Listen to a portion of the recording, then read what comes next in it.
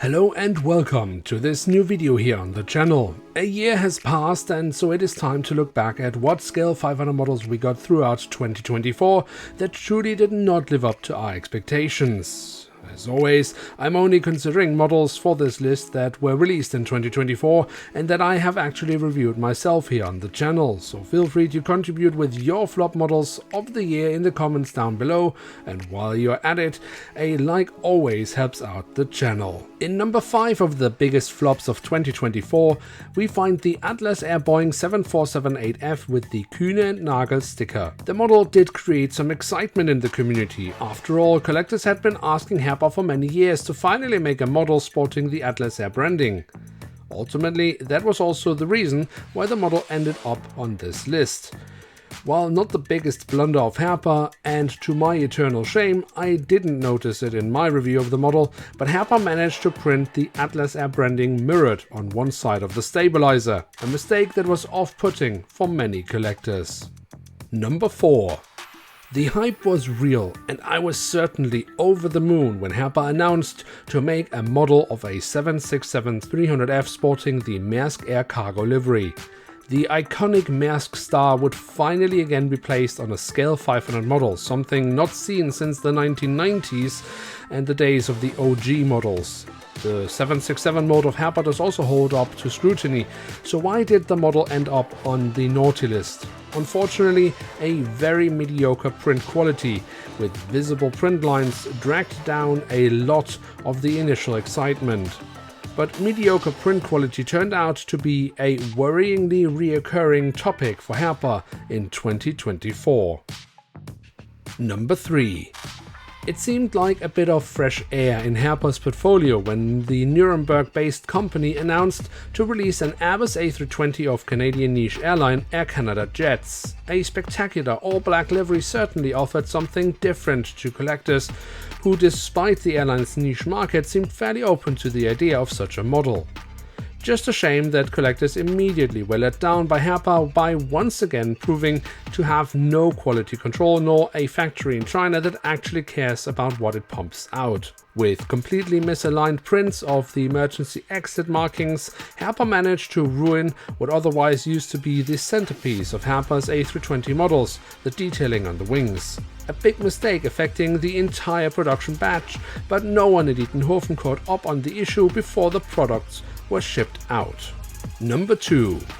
A true herpa classic really is what we have here, in form of an Airbus A330-900neo in the Virgin Atlantic livery, or what herpa thinks it is. The model had the recipe to be a massive success, but was thrown so hard to the ground by herpa's incompetence that not even the exciting news of finally getting a Virgin Atlantic model could save it. The sample model had been presented by herpa showing clearly wrong color tones on it, but not to worry, herpa had been told by collectors and had assured that the model would not look like the sample model, a promise they would keep.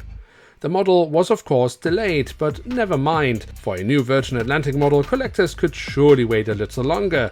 The patience of collectors was, however, of course not rewarded, as the model that was shipped out clearly looked different in the colors to the sample model, but still nowhere near what the real aircraft displayed. herpa's carelessness when it comes to color accuracy has been questionable for years, but took another negative hit this year, and the Virgin was one of the worst offenders.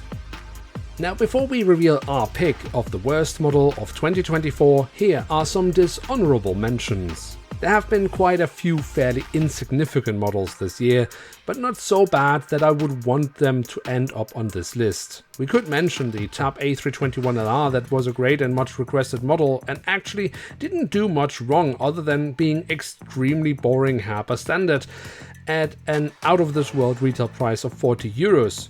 But a dishonorable mention I think deserves a spot more is the Lufthansa A321neo with the 600th Airbus aircraft sticker. Again, it was not a terrible model. In fact, I actually praised Herpa's print efforts with the 600th Airbus sticker, which I think was executed very well, but the model deserves to be mentioned purely on the basis that it was yet another missed opportunity by Herpa to release a standard delivery Lufthansa model, something collectors are begging Herpa to do but get thoroughly ignored.